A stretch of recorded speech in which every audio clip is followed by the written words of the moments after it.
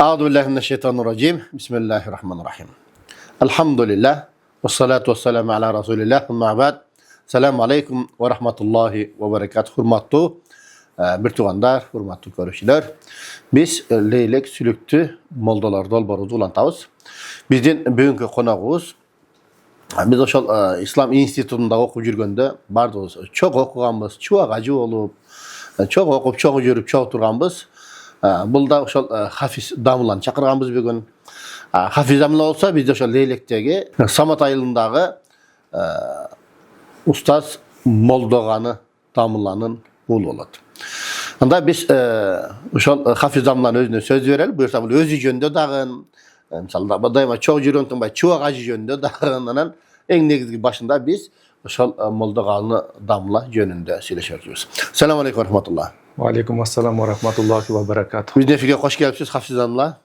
Rahmat, Allah razı olsun. Da ошол алгач өзүңүздү тааныштырып кете берсеңиз. Лейлектин ошо кайсы айылынан ошол жана кесектердин кайсы уруусунан болосуз?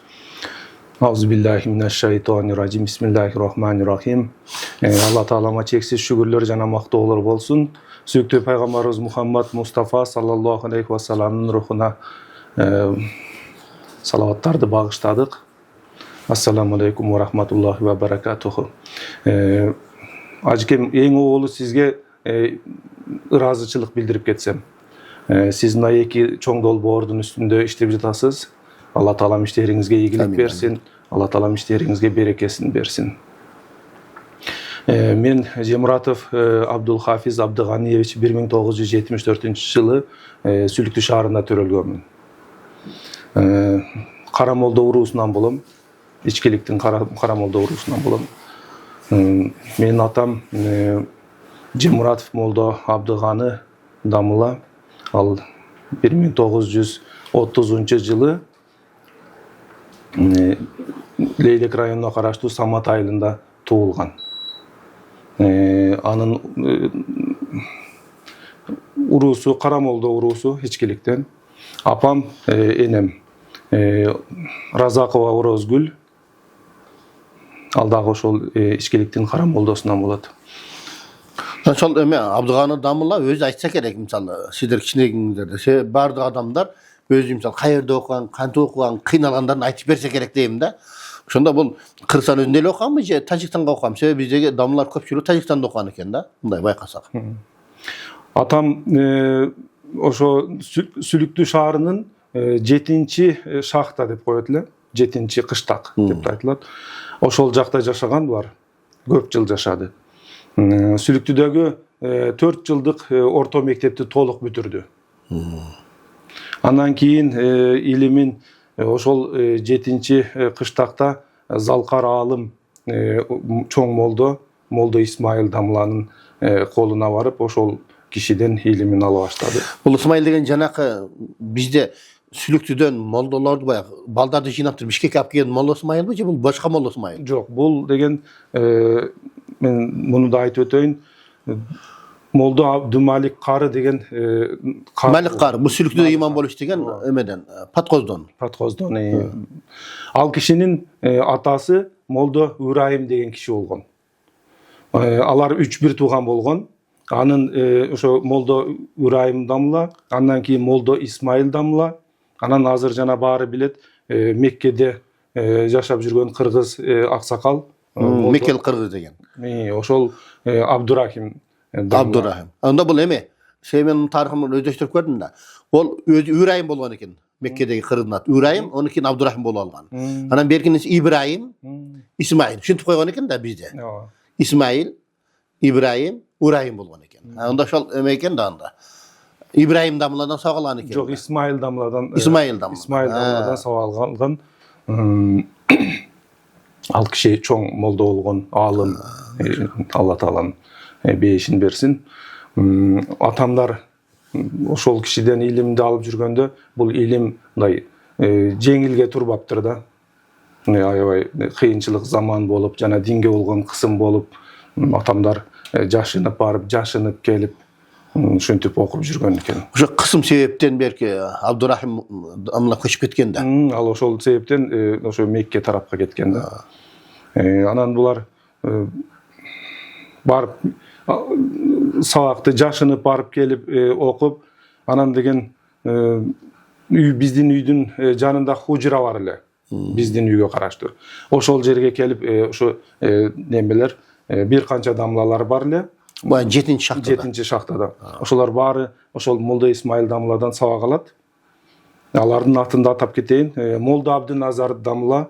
Каерден бул? Чимгенден, а? Жок, ал немеден болот. Ак суудан болот. Ак суудан. Бакыт дамлалардын устазы болсо керек. Андан кийин ылдый жактан Молда Абдымалик кары дамла. Малик кары. Андан кийин атам Молда Абдыганы дамла. Молда Бурхан дамла. Бурхан Ширин. Бурхан Ширин. Кирпичный дагы, Бөкөнбаев дагы. Молда Ширин. Молда Бурхан Ширин. Onu Kalemper deyip de vardı. Adam bayağı Abdüsamlamla ustası gelip duratın özü göçüp ketken mi? Yok bu Kalemper emez, bu Şirin eken de. Sözge çeşen bayağı. Çim-çim söylegen için Kalemper olup kalan da lakava. Андан кийин Молда Эргеш деген болгон. Болды. Ал да ошо Молда Бурхан дамланын эмеси. Бир тууган инеси. Bir tuğan. Андан кийин ылдый жактан Молда Ахмат деген бар. Туяков. Момун деген балдар бар го. Tuyak. Андан кийин Молда Рахманкул дамла. Бизге Айшата болот. Сырajın damlan Сыраж atası. дамланын атасы. Ушулар бар. Тайландан. Тайландан. Ошолор баары ошо Молда Исмаил дамладан сабак алып, анан ошо биздин үйгө келип, жана биздин хужрада бардыгы ошо такрар кылышып, ошол жерде кайталашып, бири-бирине өткөрүшүп. Ушундай неме болот эле да. Ал кезде биздин даже үйүбүздүн жанында мечит бар эле. Ал мечит эч качандай ачылган эмес да, мен көргөн жокмун анын ачылганын. Жаап койгон. Жаап койгон да, ошо сайыздын убагындачы. Анан булар келип ошо биздин хужрада бардык сабактарын ошол жерден даярдашып. Мечит açılbayт да, açsa балага калса керек, а? Ооба, биз мына мен эс тартканга чейин ошол жакта болдук да. Эч мындай ачылганын көргөн жокпуз. Биз мындай барып эле заборлордо мындай шкалап эле карап эле кетип жүрүбүз. Ушул мечит экенде деп эле коюп жүргөнсүң. Мечитте эле капкараңгы болуп турат. Мечит экенде эле коюп жүрчүбүз да. Ошо анан ошол биздин хужрада булар даже тарабы намазын ошол жерден окучу бардык молдолор, ошо 7-деги бардык чоң-чоң Айлалар жыйналтыр бир жерде окуган да. Ошол жерде окуйт эле. Анан деген жанагы айт күндөрү курман айтта. Курмандыгын чалып деле ошол жерден эме кылат да. Таратышат да, үчкө бөлүп. Бул колдо жокторго, бул жанагы өзүбүзгө, үй бүлөгө, а бул болсо туугандарга деп ошол жерден айттык курман айттарын ошол жерден эме кылчу да, таратчу. Булар мындай бир кинодогудай эле элес болуп эле калды да бул нерселер. Азыр Кудайым заман оңолду, мечиттер курулду. Ошол убактагы элесте жөн эле мындай жанагы кара цветный эмес, кара түстүү сүрөттөгүдөй эле болуп калды да биздин элесибизде. Ооба. Атам ошолдо пожарный охранада иштечү. Ошон бир сутка иштеп, анан калган эмесин 3 суткасын келип ошо сабагын улантып, сабак алып, ошентип жүрчү да. Сабагын алгандан кийин анан сменасы келсе, сменага барып, ошол пожарный охранадагы бардык коллегаларга сабак өтчү. Мына азыр ошол эме пожарный охранадан Молдобек Алдамла атамдын шакирти. Машалла. Билесиз. Эмеден мулла кандан сак алган экен да Бегелден мулла. Машалла. Алар ошо бир жерде иштеп, анан атамдан сабак алып, ошондой ал жерден анан ошо пожарный охранада дагы жалаң эле ушундай диндар кишилер иштечү. Шаяпаз дамла, Шаяпаз жанагы Мурдапачадагы Садыбакас дамла деген болгон экөө бир туугандар. Экөө бир тууган. Ушулар баары ошо атамдан сабак алышып. Булар жанагы башка түшсө байтал жорго дегендей, кайсы мүмкүнчүлүк болсо ошол жерди мындай сабак алганга пайдаланган экен да, машалла. Канчалык эрдик, канчалык курманчылык. Андан кийин биз 1983-жылы Самат айылына көчүп келдик. Самат айылына көчүп келгенден кийин Самат айылында атам өзүбүздүн эле ошо айылдын мечитине имам болуп орношту. Ошо 3 күн 3 сутка ошо айылда имамдык кылат. Бир суткасын барып пожарныйга барып бир сутка иштеп келет. Атам бул жакка келгенден кийин бүт аксакалдар, Самат айылынын аксакалдары баары атамдан сабак алышып, аксакалдар дегенде ал кезде ошо биз өзүбүз жаш болгонубуз үчүн 40 жаштан өткөндөрдүн баары эле бизге мындай аксакал көрүнчү да. Анан дагы Хашимовна билесизби? Пенсияга чыккандан кийин баардыгы сакал коет эле мурда. Ооба. Бүт баардыгы сакал коет эле дагы. Демек ошол бир милдет деп сезген экен. Мен жашым келди, мына пенсияга чыктым, мен чоң ата болдум деп. Азыр эми 60-70ке чыккан аксакалдар деле сакалы жок болот атпайбы? Ошондукта аксакал деп биз ошо сакалдан билет элек да. Мисалы той топур болгондо колго суу куяп чарчап калат элек го. Аксакалдар шунчалык көп эле. Ошо аксакалдар баары атамдан сабак алышып, баары алды муктасарга түштү, Куран окуп баары. Анан жаштар болсо жанагы маалим санылардан сабак алып, дин уже жакшы күч алып атты. Жайылып баштаган. Жайылып баштады да. Анан эми мен дээрлик ошо Самат айылынын баарын эле атамдын шакирттери деп эме кылам да. Жаңылышпайм да, эсиле ушул баардыгы шакирттери деп айта алам да. Машалла. Ошо анан ошо бул молдолор баардыгы жыйылып алып, жанагы аты аталган молдолор бар го. Анан дагы башка сырткары молдолор дагы айына бир жолу, же болбосо айына 2 жолу, мындай Баткенге эмеге барып келишет эле. Молдо Абдусамид дамла бар го. Зиярат. Ошого зияратка барып, Абсатар дамла. Ошо Молдо Абдусами дегендерге анан дагы көп, ал жакта да молдолор көп болчу да. Ошолорго барып алып эми мындай зиярат кылып, биротоло жанагы азыр тил менен айтканда переквалификация деп коет го. Ошондой кылып мындай кичине илимдерин дагы мукалама деп коет, мукалама сактарды. Ошондой кылып бир аз дагы толуктап келет эле да, көп эмелеринчи. Ошо атам менен энем экөө 11 баланы тарбиялап өстүрдү. Машалла. Бир баардыгы ошо балдарын баардыгы атамдын шакирттери. Биз ошо төрөлгөндөн баштап элечи, азыркы болуп атат го жайкысындай лагерь деп коет го. Бизде өмүр бою эле лагерь болгондо мындай диний окутуу лагеричи. Үйдө. А биз уже каникул башталды дегенде эле баардык эжелерим дагы, абаларым дагы биз баарыбыз уже маалим сааныга түшөт элек. Намаздыктарды жаттайт элек. Мектеп бүтүшү менен уже лагерь башталат эле бизге. Үйдө домашний лагерь. Ооба, домашний лагерь.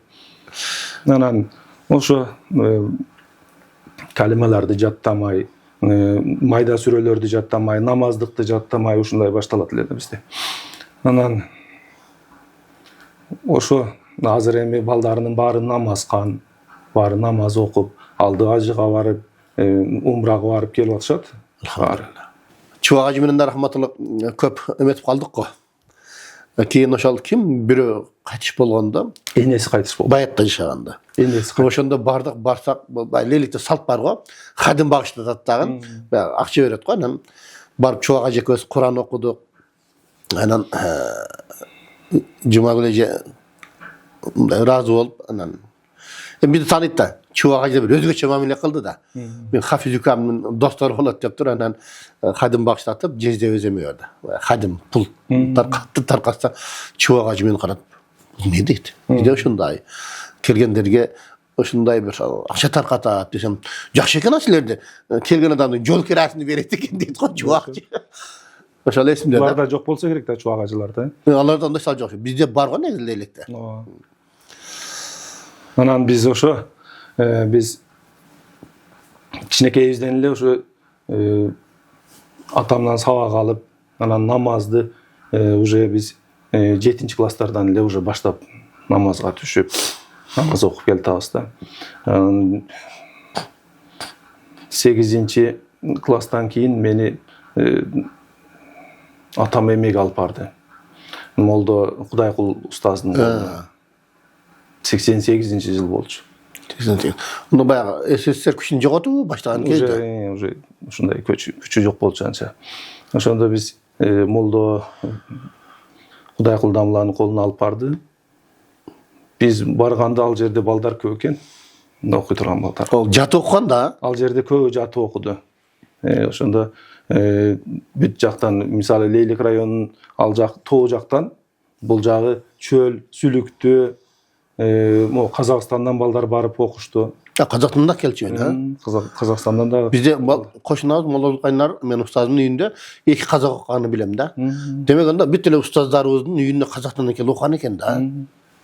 Анан ошо биз бардык, дамланын сабагы бизге кызыктуу өтчү.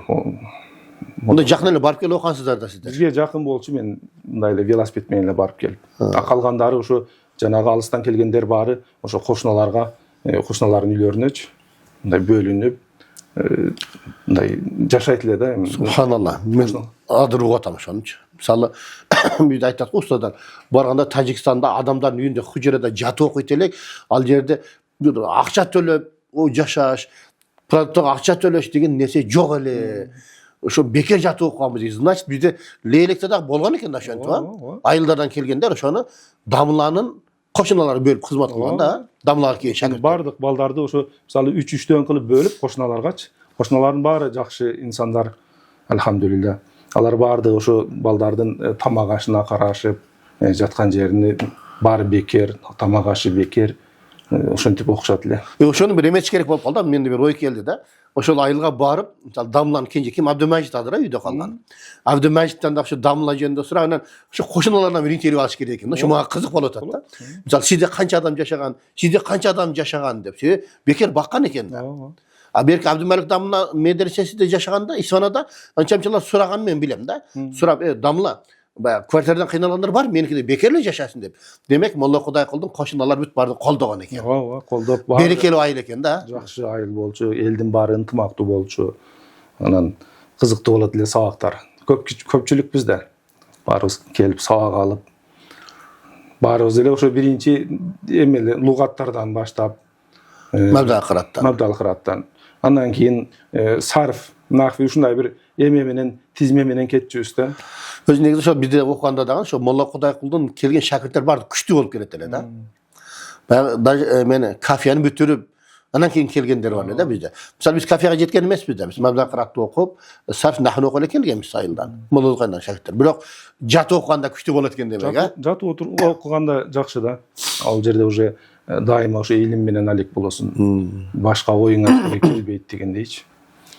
Анан ошол биз ал жакта 88 жылдан 93 жылга чейин 5 жыл окудук. Машалла. Арадан теге Молдобек Али дамла Сүлүктүдө жана эмени ачып, диний окуу жайды ачып, ал жерде дагы мен 1991 жылдан 92 жылга чейин сабак бердим. Анда мен 90 жылдан 92 жылга 2 жыл сабак бергем да. Ошондо мен Молдокайнар келип сабак берет эле, бошо калсам көбүнчө мен келет элем.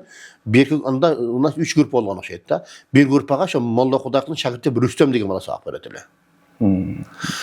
Ана мен сизди ошондо көргөн эмес экенмин да дамла. Билбесем, ал Рүстөм деген Молла Кудайкул дамлан шакирти деп ошо сабак берчү эле. Бир группага. Өдө 3-4 группа болгон окшойт анда. Ошо ал дагы дамлам мени айтканда, сен барып сабак бер деп.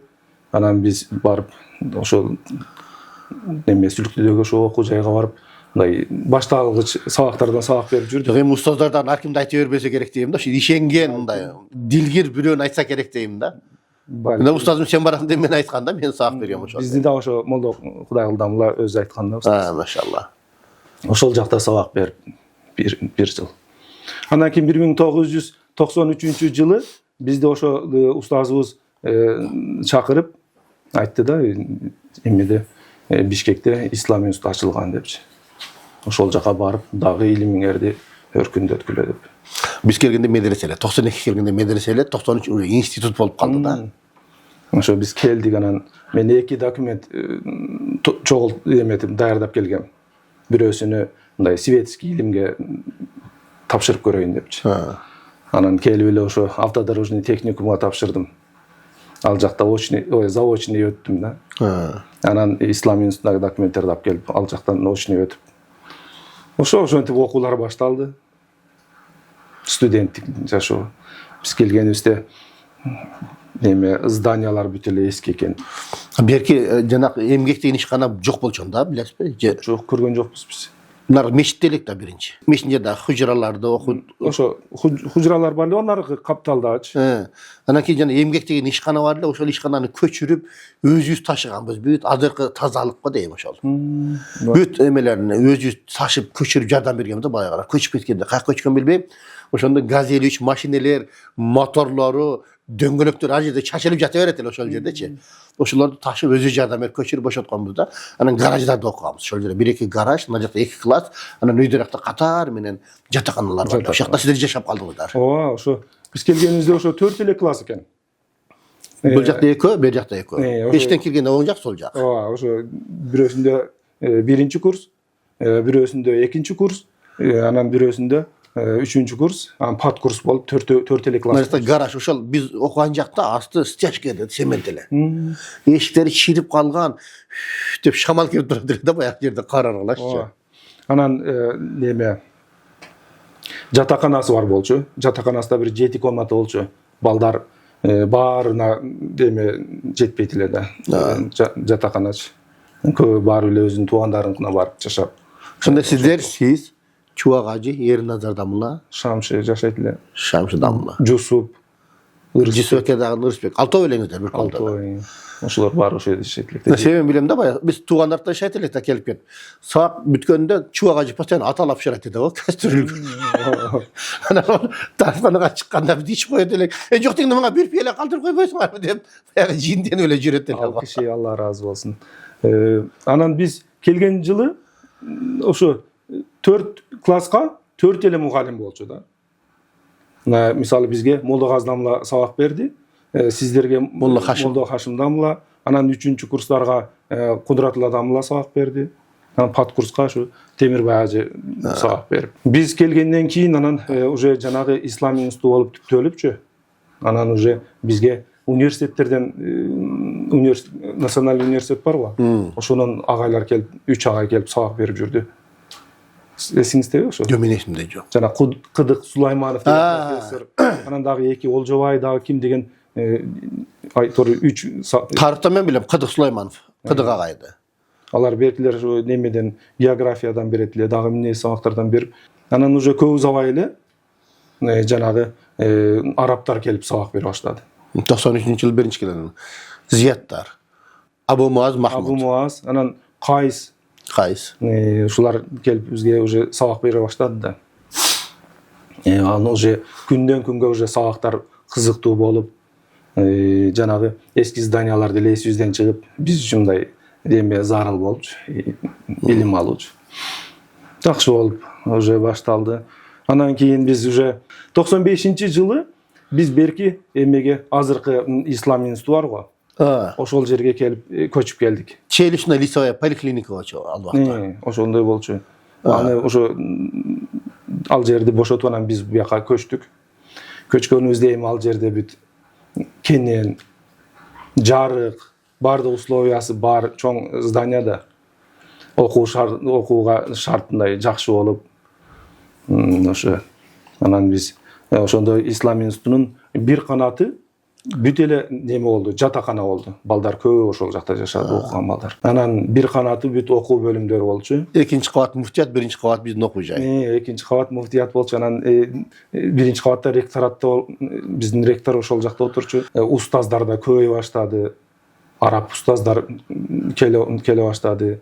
Анан деген дагы башка өзүбүздүн жаш уже неме окуган мугалимдерибиз. 96-жылы биринчи мен мугалим болуп калдым ошол жерде. Бизде мурда Оразали устаз. 95-жылы бүтүп Оразали агай сабак берип калды. 96 бүтүп мен сабак берип калдым. Сиз келдиңиз бизге сабак берип, андан кийин эме Молдо. Мында сабак бердим беле. Бизге сабак бердиңиз. Машалла. Анан эме Шамшы Кары дамлада келип жаштарда. Экөөсү чоң келгем. Мен бүтүп туруп мугалим болуп калдым. Шамшы Кары келип мугалим болду да. Ошо ал жылдары 95-тин аягы 96 жылдары бул жерде уже жанагы Ильяс Дамла бар го. Назарбеков. Ал ошол жердеги балдарды мындай эме кылып, жанагындай тандап, активист балдарды, жакшы окуган балдарды тандапчы. Дебатка даярдайт эле. Баптисттер менен көп тартышат эле ошол. Ооба, ошо биздин жана ислам дини кандай уже күч алса, баптисттердики да ошондой уже күч алган маал болчу да. Баптисттер, Иеговалар ушуларга. Анан дебаттарга алып барат эле бизди. Эсиңизде болсо керек. Ошондо ушу Чубак ажы, мен, Шамшы Бабаев ушулар дагы көп окуучулар барат эле да, студенттер. Талаш тартышка, мындай дебатка. Ошол. Анан биз 96-жылы уже жана араб устаздар менен биздин кыргыз устаздар биригип неме чогуу барып жана мектептер менен сүйлөшүпчү, жайында жайкы 3 айлык каникулда ошолорго мектепте лагерлерди уюштуруп ал кезде. Анан ошо биз 96-жылдын аягында ошо эмеге бардык. Мо Ысык Ата районунун Первомай колхозуна бардык. Туугандар мындай эле да, Исламский институтта окуган балдарды жайкысын практикага жөнөтөт эле да. Ошондо бүт бардым бөлөт эле. Мисалы, биз Чубак ажы экөөбүз мына Кайырма деген айылда болгонбуз да, 2 жыл. Ошондо 2 айдан 2 жыл катары менен ошол жакка барганбыз. Андан кийин Ысык көлгө бардык, чогуу барганбыз. Ошондо демек сиздер Первомайга бөлүнгөн. Первомайда болдук. Первомайда мектепте 1,5 ай ошол жерде сабак бердик. Мен 97-жылдары барып келип сабак бергем. Первомайга. Боз эле? Боз бармак бар. Боз бармак. Первомайга мен күндө барып келип сабак берет элем. Ошол жерде кантка барып туруп поворотко түшөт элем да, ошол жерден анан таксиге отуруп барып сабак берип кайра келет элем. Анан ошол 96-жылы ошол жака бардык. Анан 1,5 айдан кийин ал бизди эмеге которду. Ысык көл областынын Түп району Ойтал деген айылга. Машалла. Сол Ойталда 1,5 ай ал жерде балдарга мектепте сабак бердик да. Демек Ойталда дагы шакирттериңиз көп эле экен да. Канча болду окуган? Бир толе, бир 20га жакын балдар, кыздар келип сабак алат эле бар. Мынакей туугандар көрбөйсүздөр, демек бул жерде мына лейлек сүлүктүн молдолору ошол келип туруп, ошо Кыргызстан боюнча ошол кызмат кылган экен да, машалла. Ал мисалы мүмкүн Хафиз Дамланын шакирттери көрүп аткан дагы болушу мүмкүн. Көрүп аткан болсо, комментарийга биздин устаз болот деп жазып койсоңуз дагы болот иншалла. 97-жылы биз уже бүтүрүүчү болуп, бүткөндөн кийин бизди баарыбызды уже Талас областына ошо практикага жөнөттү. Таласка дагы баргансыз? Таласка бардык. Таласка барып, Таласта эмеде Кировкада, ал кезде Кировка деп коет эле, Кызыл Адыр. Ошол жерде болдук. Бизге колубузга жана муфтияттан эме берген болчу, жана иш планы деп коет журналчы. Эмне кылганыңарды ошо 3 ай бою жазасыңар депчи. Ошолордун баарын ошо кимге дават кылганды, кимге сабак өткөнүбүздү, кимге илим бергендерибиздин баарын күндөлүк мындай айтканда күнүгө жазат элек. Андан кийин ушу аягында бир 10 күндөй эме Өзбек ажынын, Өзбек ажы Чотоновдун атасынын үйүндө болдук. 10 күндөй ошонун үйүндө жатып. Аксакал жакшы киши экен, аябай. Бул Киркөдө канча адамга сабак бергенсиздер? Мектепте да, каникулда? Мектепте болчу, ал жакта да ошондой где-то бир ар кандай болот эле да, кыздар, балдар келип, бир 20-30 балдар болчу. Мына туугандар, эгерде Хафиз Дамылдан сабак алгандар болсо, комментарийге жазып койсоңдар болот. Таласта дагы сабак берген экен. Ысык Атада, Ысык көлдө, машалла. Ошо ал жерден ошо толук 3 айды ошол жактан бүтүрүп, Ырыс Орозов деген Каракылжадан, Чалмадан. Ошол экөөбүз ошол жакта болдук. Ошо анан айылдарды аралап эме кылат элек. Мындай элдер менен баарлашып, дин боюнчачы. Бизде Чубак ажы экөөбүздү устаздар жөнөтпөйт, алыска жөнөтпөйт эле. Только шаарга жакын жерде жөнөтөт эле да. 97 барганбыз да чогуу Ысык көлгө. 96 барган. 96бы? А биз 97 уже бүтүрүүчү жылы биз эмеге Таласка бардык да. Бардык ошо немелер. Менимче ушу жогорку курстардын баарын жөнөттү окшойт. 2-3-4-курстарды. Ошо 96-жылы біз Чуага жекөз барып тұрып, жаңағы Ананьева деген айылда бір айдай болғанбыз. Анан кейін мына сіздер ой талдаусаңдар, кейін бардықты жинап тұрып Григорьевкаға алып келген. Ошол жерде медресе барды, медреседе 1,5 айдай сабак бергенбиз. Ошо анан биздин студенттик күндөрүбүз да аябай кызыктуу өттү. Негизи 4 жыл. Чуага ажы, Нимат ажы, сиздер болуп барыбыз. Биз бактыбызга сиздер бар экенсиздер. Жакшы өттү да аябай. Мен ошондо берки эски здание бар эле да. Азыркы борбордук мектептин бер жагында бар, дүкөндөр турган. Ошол дүкөндөр турган жер жатакана болчу. Кийин поликлиниканы алгандан кийин экинчи кабатта жарымы жатакана, 2 кабат жатакана болчу ал жак жарымы. Анан бер жакка келип туруп сабак алат элек. Ошондо мен жашап калдым. Кошуна комнатада жашадык да. Бул жакта мен жашайм, бул жакта Хафиз Дамулла, Чуага же Шамшидан ким үчөө а? Үчөөбүз. Үчөөсү жашайт эле. Кызыктуу эле да бул жатакананын жашоосучу. Ошол. Чуага же дайыма эмеси болот эле го анда. Шампунь, атыр самын дайыма болот эле го. Эң кыртойубуз Чуага же эле аяк жерде. Ал жерде ал киши. Ал Чуага иштей беле. Чуага же жөнүндө да айтып кетейин. Биз Чуага экөөбүз 4 жыл бир группада окудук ислам институтунда. Анан деген 4 жыл бир комнатада жашадык. 4 жыл. Эски общагада кийин жаңга котолгондо аякта. Ал жакта дагы анан бир квартирага да чыктык элек, аркы Төкөлдөш жака. Андан кийин анан берки эмеге көчүп келдик. Сайдан өткөндөгү квартира. Сайдан өткөн. Ал жакта жашадык. Анан берги эмеде общежитияда да ошо 4 жыл чогуу жашадык. 4 жыл ошо нанды, сууну бөлүп жеген күндөрүбүз болду. Чуага же Алла разы болсун, бул киши дайыма ошо чынчылдыкты сүйгөн, акыйкатты сүйгөн, таза инсан болчу да. Бул деген дайыма жанагы эме кылат эле да. Бизде сабактан келебиз да. Сабактан келгенден кийин ал бул эме кылат эле.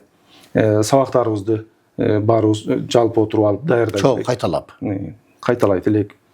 Андан кийин биз экөөбүз жанагы 6 күн эме болсо, бир жумада 6 күндү 3 күндөн кылып бөлүп, 3 күндү турецкий курска барып жүрдүк. Осман Колбасар деген түрк болчу, ошонун курсуна барып тил үйрөндүк. Ошондо биз 1-күн, 3-күн, 5-күн барсак ага. Анан 2-күн, 4-күн, 6-күн күндөрү араб устаздардын үйүнө курска барат элек да. Анан биз ошол ал жактан келебиз. Келгенден кийин уже сабагыбызды отуруп даярдап бүткөндөн кийин постоянно ошо бизде мындай азыр кыргыздарда сармерден оюну деп коет го. Ошондой оюндар бизде ошол маалда болот эле да. Мисалы күнүгө ошо кошуналар, сиздер мисалы да башка балдар келет эле, кошуна балдар келип ал жерде ошо жанагы макал лакаптарды айтышат эле. Искендер ажы раматылык Колбан ошолор да келет эле. Кызыктуу эле да бардык ошо Чуага жака ошо жерге жыйналса керек эле бардыгы. Ошо күнүгө ошо макал лакап, табышмак, жаңылмаштар, жана тез айтуучу жаңылмаштар бар го. Ошолордун баарын айтышып, ушундай оюн зооктор болот эле да. Бул дагы да болсо бир мындай кишиге бир эме берет да, мындай кандай бир шык берет дегендейчи. Дагы да мындай кызыктуу болуп өтөт эле да. Анан ошо бул киши акыркы неме акчаларына дагы эме алат эле, китеп алат эле. Китептерин анан кийин газета алат эле. Газетанын баардык санын калтырбай окуйт эле. Анан биз уже бул окуп бүткөндөн кийин анан баарыбыз кезектешип андан кийин биз окуйт элек эмесин. Китептерин анан газеталарынчы. Анан вообще кыял кечели, а? Ооба. Анан ал бир кызыктуу окуя болот да. Биз мындай ал кезде бир аз бирөөндө бар, бирөөндө жок дегендейчи, акчачы. Анан бир күн базарга барып калабыз. Базарга барып анан ошо зубный паста, зубный щетка, анан жанагы самындарды, шампундарды сатып алып келел деп бардык да, сатып алдык алардычы. Чуага өзү сатып алды, мен өзүмчө сатып алдым. Анан келатып базардан жана немени сатып алдык. Чуага. чымчыктын капасы болот го, билесизби? Тотқушпак амеле дей берет эле го, капас. Анан ошо капасты сатып алды. Сатып алып анан дагы бир кичинекей мындай неме кытайский замоктор болчу. Кулпу мындай. Кулпу. Кичинекей. Ошону да кошо сатып алып келет. Эшигини жабам деп. Эшигин жабам деп. Анан келет. Ошентип неме комнатага алып келгенден кийин анын ичине жанагы эмелерини салып коет да. Самын, шампундарын. Самын, шампунь, зубный паста, ошо керектүү оокаттарынчы балдар эми анда биринин бири колдоно берчү да. Анан ал киши ошо жака салып туруп, эшигин култап койчу да. Анан Эч ким албасын деп. Эч ким албасын деп. Анан балдар болсо баары жанагы немеден суу берчү жер ачылат го, билесизби? Астымдай, астын тазалаганга. Тартмасы бар. Ошо тартманы тартып туруп, жанагы эмелерди алып туруп, зубный паста, зубный щеткаларды колдонуп, анан кайра өзүндөй кылып коюп коет да. Чубак ажы байкабайт. Ам бир күн байкап калат, уже мындай жана бөксөрү азайып калат да. Что-то бирөө тие ошо атабы депчи. Анан биз айттык да, ошентип. Сиз биякты култап коюпсуз, а биз биягын эле алып колдонуп атабыз. Боору эзилгенче күлдү, ажкемчи. Алла разы болсун. Ажкеден. Жакшы күндөр өттү да ошо. Ошол мен билем да, ошол Чубак ажы баягы келгенде 0дон баштаган го. Биз 3-курспуз, Чубак ажы 2-курс. Сабак кайталап отурабыз да, бардык. Мисалы бар го. Имам Азам мынтип айтты, Абу Юсуф каршы чыкты. Анан имам Зуфар мынтип айтты деп эле эмесе Чубак ажы каршы чыгып эле жүрөр экен деген жер барды. Бул киши ошол жанагы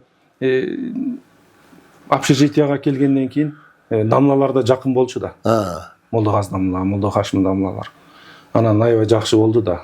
Мындай как хужрадан сабак алгандай эле болду да. Сразу эле барып түшүп ошо кишинен устаздардан сабак алып. Устаз Абу Муаз аябай жакшы көрөт эле. Балам атын Муаз коем дейт эле.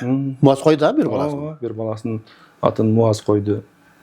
Ал мындай аябай эме болчу да. Мындай аракетчил болчу да адамга. Меккеге бар устаз Тарык Сардардан сабак алып туруп, бир баласынын атын Тарык койду окшойт, а? Тарык. Жана неменин да уулунун аты Тарык экен да. Зияттын. Устаз Зияттын ба?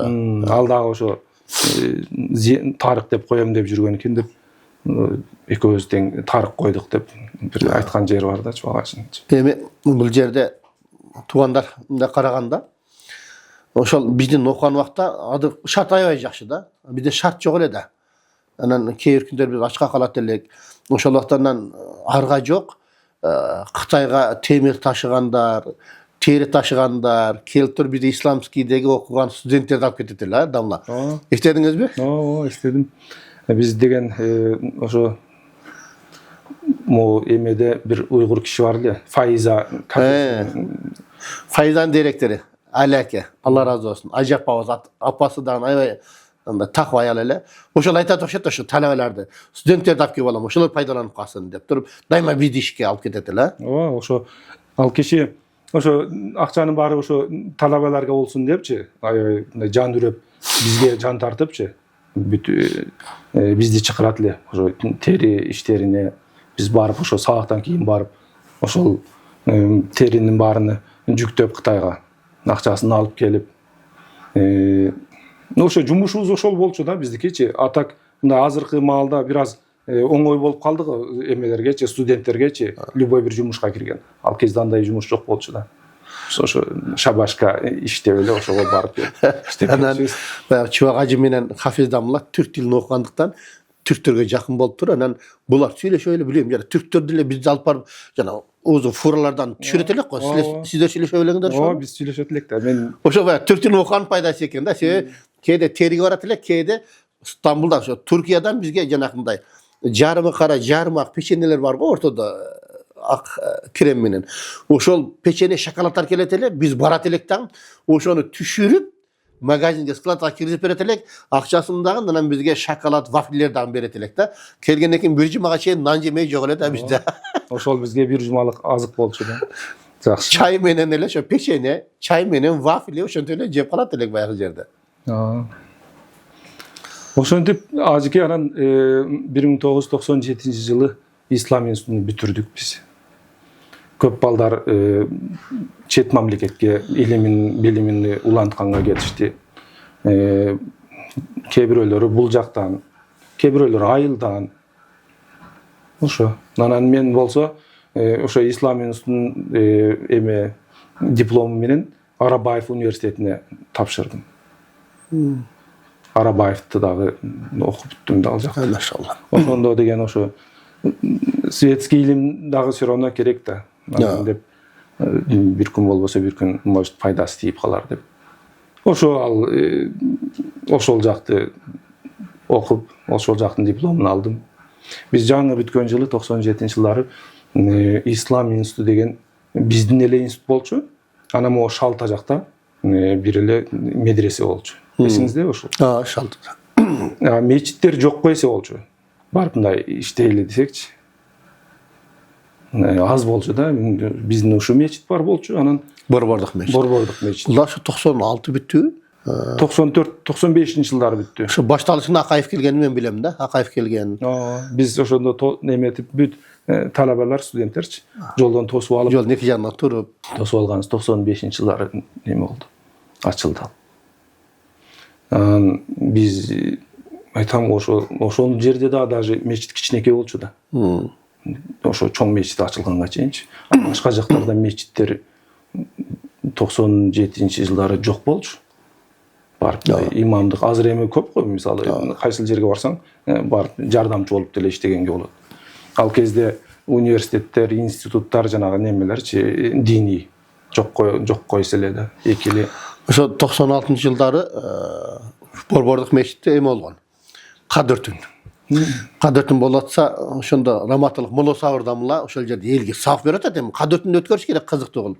Бирөө сурап берип атат. Устаз дейт, мен ак өргөдө турам дейт. Бизде мечит жок да дейт. Ал мен бул жакка келип атам дейт. Анан мен элдерге азан айтсам, элдер бул кандай дейт да, эмне кылышым керек десе, моло сабырдамла айтат. Айтыр дейт, бир күн кандай дейт, 2 күн кандай дейт, 3 күн кандай дейт. 4-нчү күнү ошондой деп койчу. Айта бериңиз азанды деген жерин мен билем да. Чындап эле мечит ошо бир эле ошол мечит болчу, башка мечит жок. Ош базарда мечит бар эле. Ош базарда кийин ачылып калды, 97-жылдары ачылды экен. Ошол кичинекей бир мечит бар эле. Азыр ошонун ордуна чоң мечит салынды. Ошо мындай немелер кийинчерээк уже көбөйдү да, бүт окуу жайларчы. Анан немелер мечит. Биз ошо бүткөн жылдары жок болчу. Анан жана Ислам институтуна делечи, мисалы калам десең, ал жерде деле мисалы эме аз болчу да. Ошо студенттерчи. Анан ошого мисалы ар бир курс бүткөн сайын мисалы сизди алып калды. Андан кийин бизден Чубак ажыны алып калып ошо устаз болчу. Анан баарыбызга эле неме жок да ал жердечи, мындай мүмкүнчүлүк болгон жок да. Анан биз ошол соодага кеттик дегендей. Ошол соода менен алектенип ошондо биз окуп жүргөндө Асан ажы дагы ошо түрктөр менен иштейт эле да. Ал кандай байланыш бар эле ошол түрктөрдүн магазининде иштейт эле. Биз жанакы балдарга сабак бергенде жума сайын устаздар акча менен ошол жерден печенье, конфеттерди, вафельдерди алып келип берет эле. Ошону берип кызыктырып окутат элек да балдарды. Ал ошо неме да Асан ажылардагы немени канча 91-жылдарыбы келип, булар эмеге барып окуп келет. Туркияга. Ошо Асан ажы, Мансур аканы билесиз. Нурмат деген мен бар го.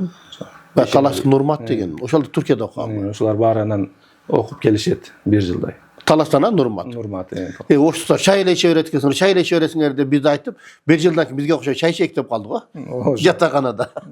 Анан ошолдон улам түркчө билип калган да. Анан уже 92-жылдары уже түрктөр келе баштагандан ажыкем Асан ажы. Ошолор менен иштеп жүрдү да. 96-97-жылдар ошол магазинде иштейт эле түрктөр менен Ош базарында. Ошол жерден биз барып туруп печеньелерди алып келет элек, машалла. Бизде ошол ар бир эфирдин аягында ошо келген устаздарыбыз азыркы жаштарга, жалпы эле элге өзүнүн бир ой пикирин дейбизби, насаатын айтат. Хафиз амла, анда сиз азыркы жаштарга кантип насаат айтат элеңиз? Бактылуулукту Алла Таалам бир гана динге койгон.